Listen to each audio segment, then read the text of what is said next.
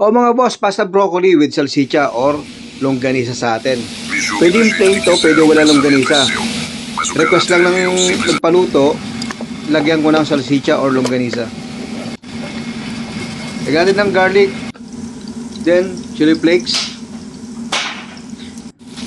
Then ilagay natin yung ating longganisa.